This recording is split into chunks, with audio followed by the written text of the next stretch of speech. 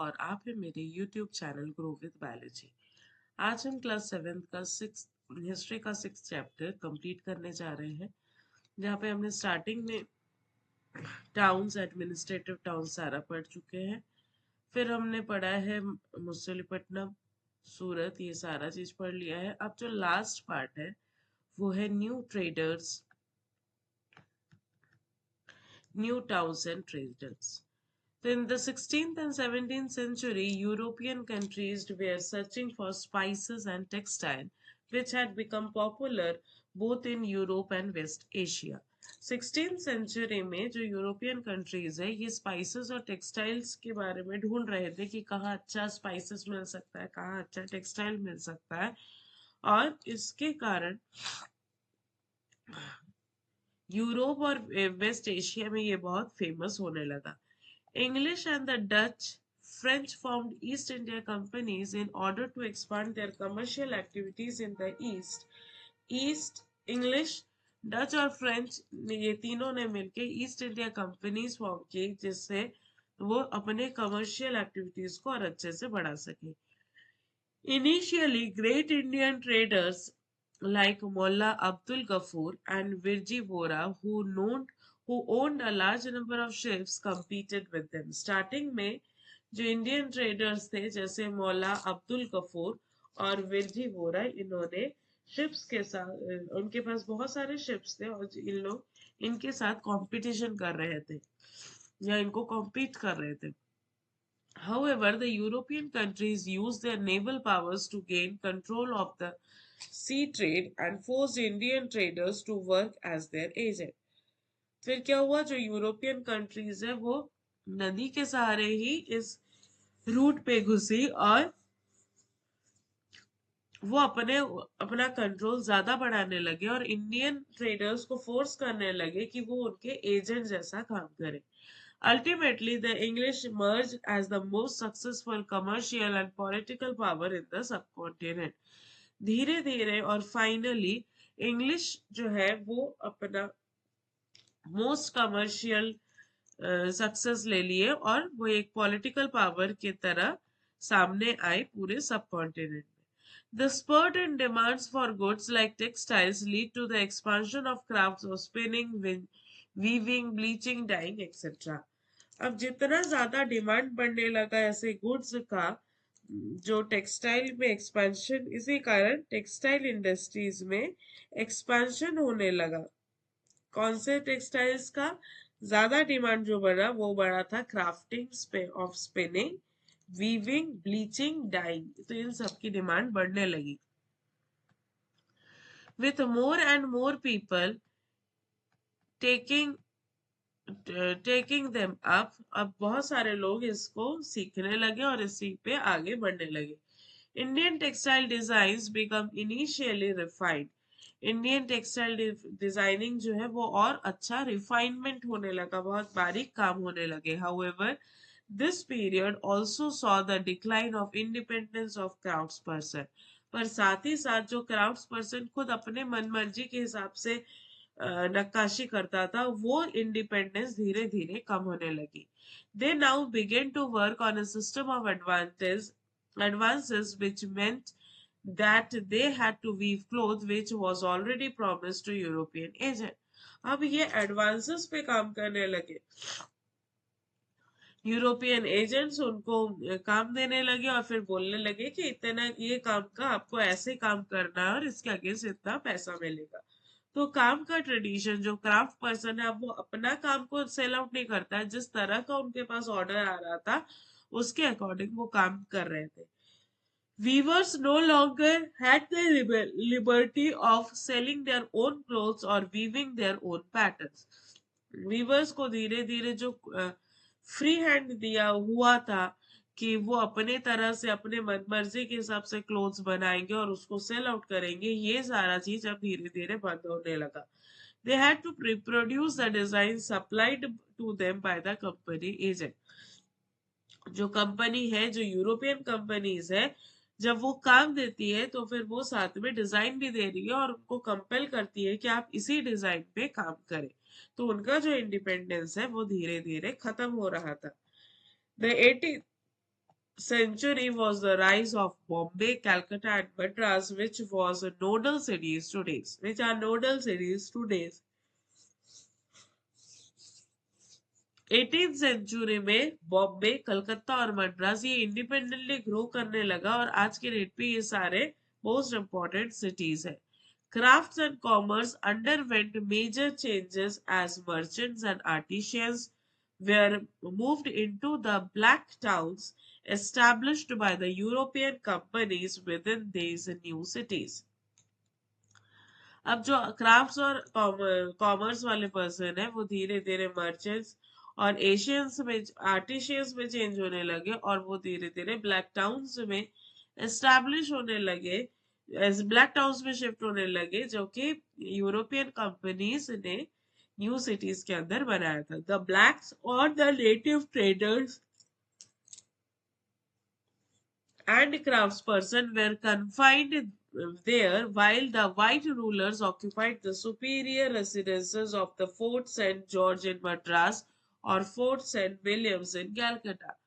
जो ब्लैक्स है, ब्लैक्स को बेसिकली इंडियंस को रिप्लेस करते हैं जिनका बॉडी का कलर मैक्सिमम ब्लैकिश होता है. और या फिर जो नेटिव ट्रेडर्स मतलब जो यहाँ के ओरिजिनल ट्रेडर्स हैं, इनको एक जगह बंद कर दिया गया. और जबकि जो व्हाइट रूलर्स, जो इंग्लिश के यूरोपियन रूलर्स थे, वो सुपीरियर रेसिडेंसेस में रहने लगे और वहां पे वो अपने आप को पब्लिसाइज करने लगे. The story of crafts and commerce in the 18th century will be taken in the next chapters. So crafts और commerce की जो 18th century की story है वो हमको next chapter 7 में देखने मिलेगा. तो ये था हमारा chapter 6 history का class 7 का. Next है Vasco da Gama, the Christopher Columbus. In the 15th century, European sailors undertook unprecedented explosions of sea routes. तो 15th सेंचुरी में यूरोपियन सेलर सी रूट के थ्रू इधर उधर आने लगे, दूसरे कंट्रीज को इन्वेट करने लगे. They were driven by the desire to find ways to reach the Indian subcontinent and obtain spices. तो ये पानी के थ्रू, सी रोड्स के थ्रू इंडिया पहुंचने का रास्ता ढूंढने लगे ताकि इनको स्पाइसेस मिल सके. वास्को डा gamma, the Portuguese sellers sailed down the African coast, went down round the Cape of Good Hope and crossed over the Indian Ocean. पूरा इंडियन ओशन क्रॉस करके ये his first journey took more than a year. He reached Calicut in 1498. और ये इस तरह से अपने cell करते हुए 1498 में कालीकट पहुंचे and returned to Lisbon, the capital of Portugal, the following year. फिर एक साल में वो लिस्बॉन पहुंचे. He lost 2 of his 4 ships and of the 170 men at the start of the journey and only 54 survived. अब इतनी बड़ी जर्नी में वो 170 लोग और अपने 2 ships को वो खो चुके थे और सिर्फ 54 survived. In spite of obvious hazards, the routes that were opened were proved to be extremely profitable. And he was followed by English, Dutch and French sailors. अब इसी रास्ते को फॉलो करके इंग्लिश, डच और फ्रेंच सेलर्स भी India पहुंचने लगे. The search for sea routes to India had another unexpected fallout. At the assumption that the earth was round, Christopher Columbus, the Italian, decided to sail westward across the Atlantic Ocean to find a route to India. क्योंकि अर्थ को round shape के लिए कहा जाना जाता है, तो Christopher ने दूसरा उल्टा रास्ता ढूंढा जहां से वो इंडिया पहुंच सके. He landed in West Indies, which got his name from this confusion कि ये वेस्ट ऑफ इंडिया में है इसीलिए West Indies. In 1492 he was followed by sailors and conquerors from Spain and Portugal who occupied the large part of the Central and the South African, often destroys earlier settlement in the area.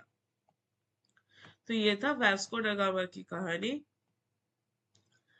अब हम इसमें fill in the blanks देखते हैं। सबसे पहला है Raj Rajeshwara temple was built in, ये आपको फर्स्ट पार्ट में मिलेगा। Ajmer is associated with the Sufi saint, ये भी फर्स्ट पार्ट में मिलेगा। Hampi is the capital of dash empire, ये भी आपको सेकेंड पार्ट में मिलेगा। The Dutch establish the settlement in Andhra Pradesh, ये आपको थर्ड पार्ट में मिलेगा। फिर आता है ट्रू फॉल्स। अब क्वेश्चंस में अगर देखें, how was water supplied in the city of Thavanchur, ये फर्स्ट पार्ट में मिलेगा। Who lived in black towns and cities such as Madras, ये इसी पार्ट में मिलेगा आपको। What do you think, why do you think town grows around temples, ये part 1 में है। How important are craft person for the building and maintenance of temple, ये भी पार्ट 1 में है। Why did people from distant lands visited Surat, ये part 3 में मिलेगा। In what ways was craft purchased in cities like Calcutta different from that of cities like Thiruvananthapuram, ये part 1 और part 4 से मिलके आपको मिल जाएगा। Compare one of the cities described in these chapters with the town of villages with which you are familiar, आप अपने home town के बारे में लिख सकते हो और उसको एक सिटीज के साथ, जैसे तवंजूर है उसके साथ आप कंपेयर कर सकते हैं क्या क्या सिमिलैरिटीज और क्या डिफरेंसेस है। What were the problems encountered by merchants? Do you think some of the problem persists today? क्या merchants को जो problem face हो रहा था ये अभी भी होता है? तो ये कुछ questions है और ये लेट्स टू में है। Find out more about the architectures of either Thavanchur और Hampi and prepare a scrapbooks। अगर आप डिटेलिंग जानना चाहें तो आप गूगल में तवंजूर और हम्पी का आर्किटेक्चरल मैप ढूंढ सकते हैं। Find out any present day pilgrimage centers. Why do you think people go there? Pilgrimage center आज के डेट पे क्या क्या है, कहाँ कहाँ है और क्यों जाते हैं वहाँ लोग, क्या वहाँ पे शॉप्स होती है, क्या क्या वहाँ पे बिकता है, ये सारे के बारे में। तो ये था हमारा चैप्टर 6। अब हम पहुंचेंगे चैप्टर 7 में जिसमें आता है tribes, nomads and settled communities. Tribes जो जनजाति है उसको ट्राइब्स बोल जाता है। नोमैड्स वो होते हैं जो एक जगह से दूसरी जगह भटकते हैं। और सेटल्ड कम्युनिटीज होते हैं जब एक जगह पहुंचने के बाद वहां पे आप सेटल हो जाते हो, तो उसको बोलते हैं सेटल्ड कम्युनिटीज। तो नेक्स्ट चैप्टर रहेगा हमारा tribes, nomads and settled communities. यहाँ तक बने रहने के लिए बहुत बहुत धन्यवाद। अपने क्लासमेट्स के साथ चैनल को सब्सक्राइब शेयर करिए, चैनल को सब्सक्राइब करिए और लाइक करिए अगर आपको ये चैप्टर समझ में आया हो। Thank you and happy study.